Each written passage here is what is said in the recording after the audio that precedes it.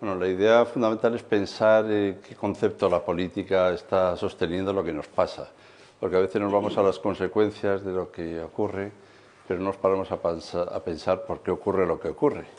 Y entonces, cuando queremos cambiar la realidad, lo que hacemos es describirla en vez de transformarla.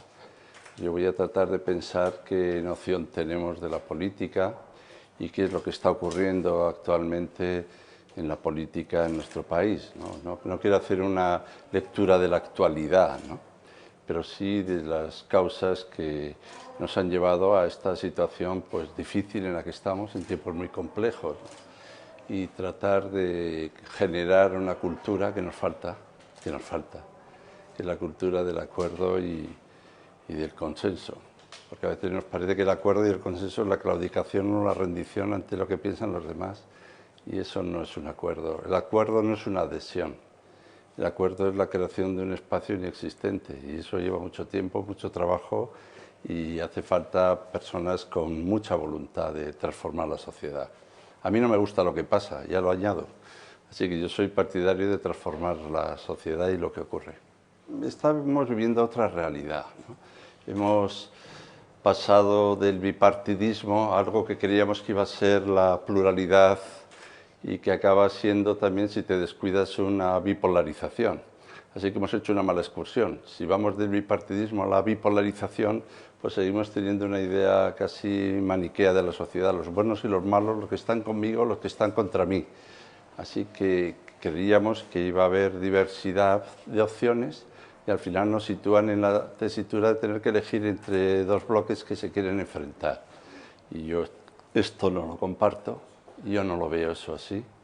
Me parece una mala excursión haber ido del bipartidismo a la bipolarización y me parece que lo que hay que es fomentar espacios de encuentro de esos polos que se quieren enfrentar y a los que nos quieren adherir. Y lo que me hace falta, me parece a mí, es la moderación. Hay que ser muy atrevido para ser moderado. En estos contextos parece que la moderación es una mediocridad. No, la moderación es una pasión. Y yo propongo la moderación. Mire, le voy a poner 3 ejemplos. Para mí la LOMCE no es moderada. Para mí, por ejemplo, la Ley de Seguridad Ciudadana no es moderada. Para mí la reforma laboral no es moderada. Así que la elección no es entre la moderación y el extremismo, sino que aquí hay, para mi gusto, más radicalidad de la que parece. De todas maneras, a mí me gustaría más que saber dónde nos posicionamos es para qué, para hacer qué. Ahora estamos preguntándonos a ver quién está en este lado o en otro, si se va a sumar a esto u otro, pero yo pregunto ¿para hacer qué? Esta mañana le he oído al ministro de Educación decir que es partidario de un pacto de educación y que estaría bien hacer un pacto de educación manteniendo la LOMCE. Bien, pues yo no comparto esta visión. Si lo que se trata es de vincularse a algo y lo que hay que hacer es conservar lo que ya ocurre, yo ya he empezado por decir que como no me gusta lo que ocurre, así que mi pregunta no es con quiénes nos aliamos, sino nos aliamos para hacer qué cosas. Porque no estamos hablando de qué es lo que tenemos que hacer. Yo no iba a hablar de qué programas para transformar, regenerar y reconstituir el país hay. Yo soy partidario de que transformemos España, porque hay mucha desigualdad, mucha necesidad. Y soy partidario de que regeneremos España, porque hay mucha corrupción. Y que reconstruyamos España significa también pues, leer la Constitución de un modo distinto y modificarla si es preciso. Así que me gustaría ver qué programas se están ofreciendo para regenerar, transformar y reconstituir España. Y luego vemos si nos sumamos a eso. Pero de esto yo voy a hablar poco. Yo voy a hablar de, ¿os vais a sumar a...? Es como si alguien te dice, vamos, y le preguntas, ¿pero a dónde? ¿Para hacer qué cosa? Y de esto hablamos muy poco, para mi gusto, para mi gusto. Entre otras cosas, la desafección no es una desafección muy general, a veces es un desencuentro. Y ese desencuentro se propicia de muchas maneras. También todos tenemos que trabajar, los medios de comunicación, la educación, generar una cultura de encuentro. Aquí hay mucho que hacer para todos. Esto no es un choque de trenes entre los ciudadanos y los políticos. Yo creo en la política. Yo creo que lo que tiene mal la prensa, hablando de prensa, es el partidismo y el sectarismo. Esto sí que es un problema.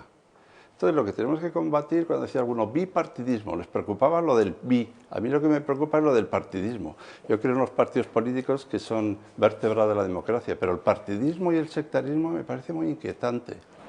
Y si vamos a sustituir, como antes he dicho, un bipartidismo por otro bipartidismo, pero de bloques, tampoco avanzamos.